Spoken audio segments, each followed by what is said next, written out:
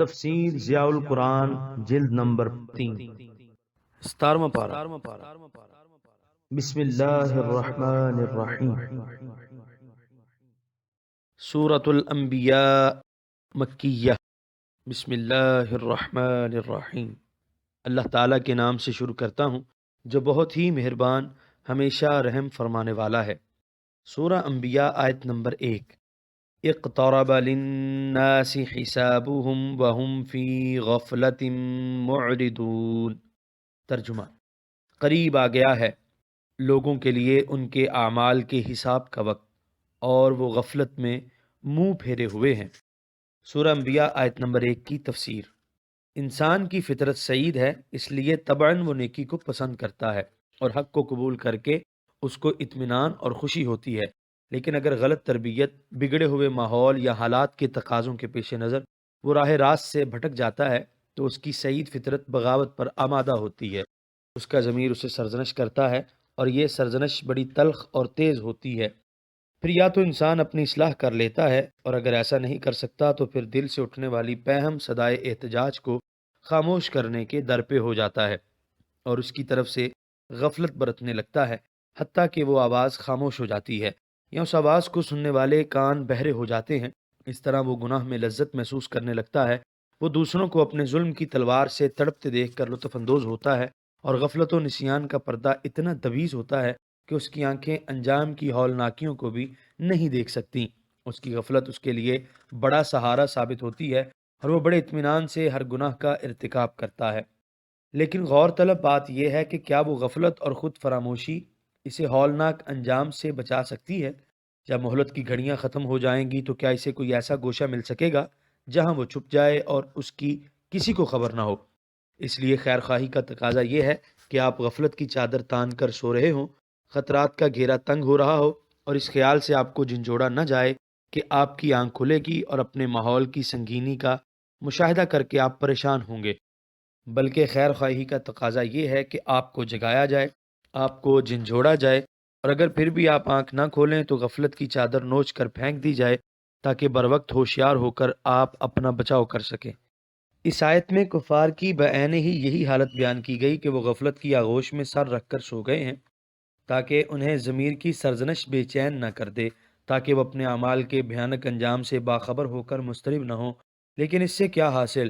حساب کی گھڑی تو رفتہ رفتہ نزدیک سے نزدیک تر آ رہی ہے، مکافات عمل کا قانون حرکت میں آنے والا ہے۔ اے محبوب، ان کو جگاؤ، ان خود فراموشوں کو ہوش میں لاؤ، ان کی آنکھوں سے غفلت کی پٹی اتار دو کہ یہ اپنی نجات کا بروقت اہتمام کر سکیں، کیونکہ جو وقت گزر چکا ہے اس کی نسبت سے بقیہ وقت کم ہے۔ اس لیے فرمایا کہ اقترب للناس، نیز جس چیز کا ہونا یقینی ہو خواہ وہ دور ہو، عقل مند اسے نزدیک ہی سمجھتے ہیں۔ عرب کہتے ہیں کل ما ہوا قریب، ہر وہ چیز جس کا آنا یقینی ہو وہ قریب ہے۔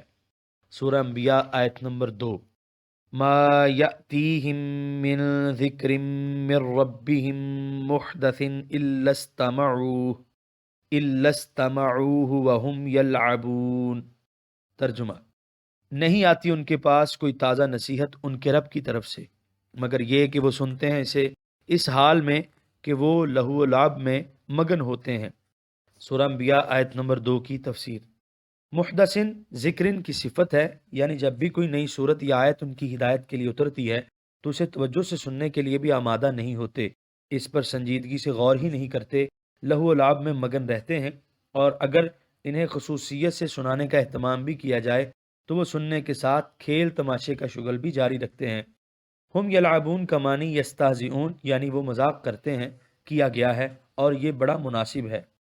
سورہ انبیاء آیت نمبر 3۔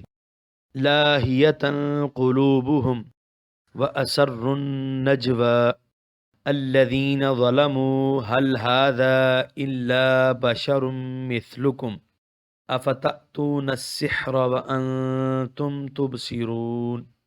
ترجمہ: غافل ہوتے ہیں ان کے دل اور آپ کے خلاف سرگوشیاں کرتے ہیں ظالم۔ وہ کہتے ہیں کیا ہے یہ مگر ایک بشر تمہاری مانند؟ تو کیا تم پیروی کرنے لگے ہو جادو کی، حالانکہ تم دیکھ رہے ہو کہ یہ تمہاری طرح بشر ہے۔ سورہ انبیاء آیت نمبر 3 کے پہلے حصے کی تفسیر۔ غافل ہوتے ہیں ان کے دل، ان کلمات کی صحیح اہمیت کا پتہ تب چلتا ہے جب لہو کا لغوی مفہوم پیش نظر ہو۔ کسی اہم اور ضروری چیز سے توجہ ہٹا کر کسی غیر اہم اور غیر ضروری چیز میں مشغول ہو جانا، یعنی یوم جزا تو انہیں یاد ہی نہیں، اس کے متعلق فکر کرنے کا تو ان کے پاس وقت ہی نہیں، اسے بھلا کر ان کے دل دنیا کی زیب و زینت میں کھو کر رہ گئے ہیں۔ سورہ انبیاء آیت نمبر 3 کے بقیہ حصے کی تفسیر۔ اور آپ کے خلاف سرگوشیاں کرتے ہیں ظالم۔ ہدایت کا آفتاب طلوع ہو چکا ہے، اس کی روشنی آہستہ آہستہ پھیلتی جا رہی ہے۔ وہ بڑی کوشش کرتے ہیں کہ اپنے آپ کو اس فریب میں مبتلا رکھیں کہ ابھی سویرا نہیں ہوا، ابھی اندھیری رات ہے، لیکن کہاں تک؟ آئے دن کوئی نہ کوئی سعادت مند روح دعوت حق کو سن کر لبیک کہہ دیتی ہے۔ اسلام کے خلاف ان کے متحدہ محاذ میں جگہ جگہ خطرناک قسم کے رخنے اور شگاف نمودار ہو رہے ہیں۔ اس خطرے کا تدارک کرنے کے لیے وہ ایک دوسرے سے خفیہ مشورے کرنے لگے ہیں۔ لوگوں کو اسلام سے بدظن کرنے کے لیے ہیلے تراشے جاتے ہیں اور اعتراض گھڑے جاتے ہیں۔ ان کے نزدیک سنگین قسم کا اعتراض یہ ہے کہ یہ دین سچا دین نہیں، کیونکہ اس کا داعی بالکل ہماری طرح بشر ہے، کھاتا ہے، پیتا ہے، سوتا ہے، جاگتا ہے۔ معاً ذہن میں یہ خدشہ پیدا ہوتا ہے کہ اگر کسی نے پوچھ لیا کہ یہ نبی نہیں تو اس سے معجزات کیوں صادر ہوتے ہیں، اور اس کا کلام جسے وہ خدا کا کلام کہتا ہے اسے سن کر روح پر جذب و کیف کا عالم کیوں طاری ہو جاتا ہے اور اس کے جلال سے دل کیوں کانپ اٹھتے ہیں۔ اس خلش کا ازالہ وہ یہ کہہ کر کرتے ہیں کہ یہ جادو ہے، کھلا جادو۔ یہ سب معجزے جادو کا کرشمہ ہے، اور اس کلام کی تاثیر بھی سحر کی مرہون منت ہے، اس لیے ہمیں جان بوجھ کر اس جادو کا اتباع نہیں کرنا چاہیے۔ یہاں ذرا ایک نحوی پیچیدگی ہے، اس پر بھی غور فرما لیجئے۔ وَأَسَرُّ النَّجْوَىٰ الَّذِينَ ظَلَمُوا کے فقرے میں اسر فعل ہے، نجوا مفعول اور الذین فاعل، اور نحو کا قاعدہ یہ ہے کہ فاعل اگر اس میں ظاہر ہو تو فعل واحد ہوتا ہے۔ اس قاعدے کے مطابق اسر النجوا ہونا چاہیے تھا۔ فاعل ظاہر ہونے کے باوجود اسرو جمع کا صیغہ کیوں استعمال کیا گیا؟ اس کا ایک جواب تو یہ ہے کہ اسرو میں واو ضمیر جمع نہیں بلکہ علامت جمع ہے، تاکہ اسرو کا لفظ سنتے ہی سننے والے کو پتہ چل جائے کہ اس کا ایک فاعل نہیں بلکہ متعدد فاعل ہیں۔ دوسرا جواب یہ دیا گیا ہے کہ واو ضمیر جمع فاعل ہے اور الذین فاعل نہیں بلکہ واو کا بدل ہے، اور واو مبدل منہ ہے، جیسے ثم عمو و سمو کثیر منہم میں گزر چکا ہے۔ سورہ انبیاء آیت نمبر 4۔ قال ربی یعلم القول فی السماء والارض وهو السمیع العلیم۔ ترجمہ: نبی کریم صلی اللہ علیہ وسلم نے فرمایا، میرا رب جانتا ہے جو بات کہی جاتی ہے آسمان اور زمین میں، اور وہی ہر بات سننے والا، سب کچھ جاننے والا ہے۔ سورہ انبیاء آیت نمبر 4 کی تفسیر۔ تم یہ کس سے چھپ چھپ کر سرگوشیاں کر رہے ہو میرے رب سے؟ میرے رب سے تو تمہاری کوئی بات راز نہیں، وہ تمہاری زبان پر آنے والی باتوں کو بھی سنتا ہے اور تمہارے دلوں کے وسوسوں کو بھی جانتا ہے۔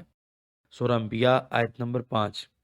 بل قالوا ادغاث احلام بل افتراہ بل هو شاعر فلیأتنا بآیت کما ارسل الاولون۔ ترجمہ: وہ کہتے ہیں بلکہ یہ پریشان خواب ہیں، نہیں بلکہ اس نے خود گھڑا ہے اسے، نہیں بلکہ وہ شاعر ہے۔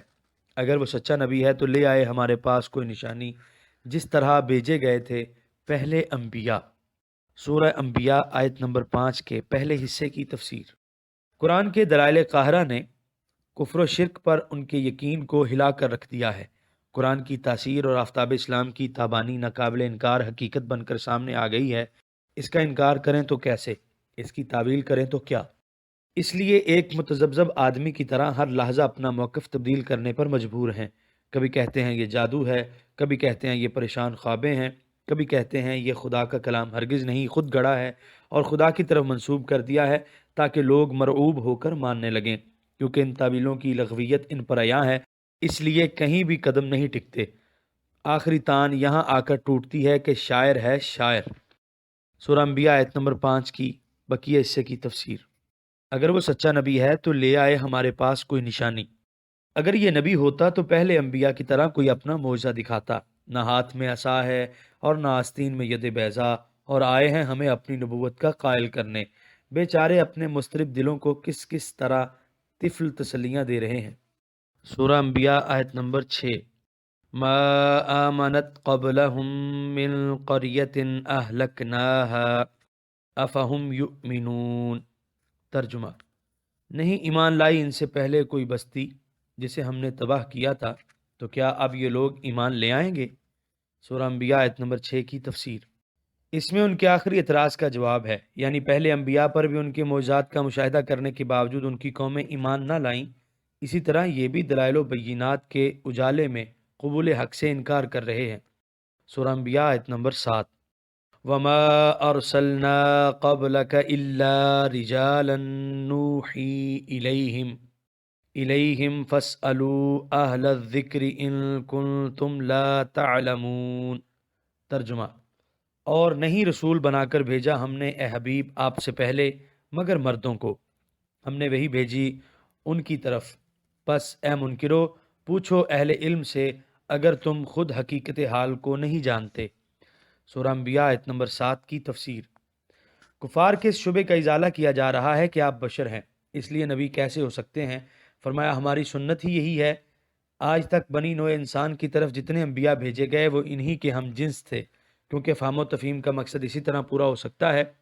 اگر نبی فرشتہ ہوتا تو اس کے آنے کی 2 صورتیں تھیں، اگر وہ اپنی ملکوتی شکل میں آتا تو تم اس کی ہیبت سے دم توڑ دیتے، اور اگر انسانی صورت میں آتا تو پھر تم وہی اعتراض کرتے کہ یہ ہماری طرح بشر ہے۔ تمہیں کون سمجھاتا کہ یہ بشر نہیں فرشتہ ہے؟ اس لیے سنت الہی یہی ہے کہ انسانوں کی ہدایت کے لیے کسی انسان کو ہی نبی بنا کر مبعوث فرمایا جاتا ہے۔ اگر تمہیں اس میں شک ہے تو اہل ذکر سے پوچھ لو۔ اہل ذکر سے مراد یا تو کتب سابقہ کے علماء ہیں اور یا اس سے مراد اہل اللہ اور عارفین ہیں۔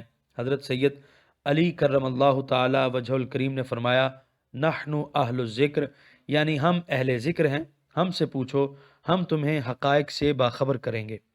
سورہ انبیاء آیت نمبر 8۔ وَمَا جَعَلْنَاهُمْ جَسَدًا لَا يَأْكُلُونَ الطَّعَامَ وَمَا كَانُوا خَالِدِينَ۔ ترجمہ: اور نہیں بنائے ہم نے ان انبیاء کے ایسے جسم کہ وہ کھانا نہ کھاتے ہوں، اور نہ ہی وہ اس دنیا میں ہمیشہ رہنے والے تھے۔ سورہ انبیاء آیت نمبر 9۔ ثم صدقناهم الوعد فأنجيناهم ومن نشاء وأهلكنا المسرفين۔ ترجمہ: پھر ہم نے سچا کر دکھایا انہیں جو وعدہ ہم نے ان سے کیا تھا، پس ہم نے نجات دی انہیں اور ان لوگوں کو جن کو ہم نے بچانا چاہا، اور ہم نے ہلاک کر دیا حد سے بڑھنے والوں کو۔ سورہ انبیاء آیت نمبر 9 کی تفسیر۔ پہلے انبیاء کے ساتھ ان کی قوموں نے وہی معاملہ کیا جو تم نبی الانبیاء سے کر رہے ہو۔ انہوں نے بھی اپنے انبیاء کو دکھ پہنچانے میں کوئی کسر نہ اٹھا رکھی، اور ہم نے اپنے نبیوں کے ساتھ نصرت و اعانت کا جو وعدہ فرمایا تھا وہ پورا کیا۔ ان کے دشمن ہلاک ہو گئے اور آخری کامیابی انہی کے حصے میں آئی۔ سورہ انبیاء آیت نمبر 10۔ لَقَدْ أَنزَلْنَا إِلَيْكُمْ كِتَابًا فِيهِ ذِكْرُكُمْ أَفَلَا تَعْقِلُونَ۔ ترجمہ: بے شک ہم نے اتاری تمہاری طرف ایک کتاب جس میں تمہارے لیے نصیحت ہے، کیا تم اتنا بھی نہیں سمجھتے؟ سورہ انبیاء آیت نمبر 10 کی تفسیر۔ ذکر کا معنی یہاں عز و شرف بھی کیا گیا ہے، اور واقعی اس سے بڑھ کر امت محمدیہ صلی اللہ علیہ وسلم کی عزت افزائی کیا ہو سکتی ہے کہ اللہ تعالیٰ نے اسے صاحب قرآن بنایا۔ الحمدللہ۔ یہاں پر 17ویں پارے کا پہلا رکوع مکمل ہوا۔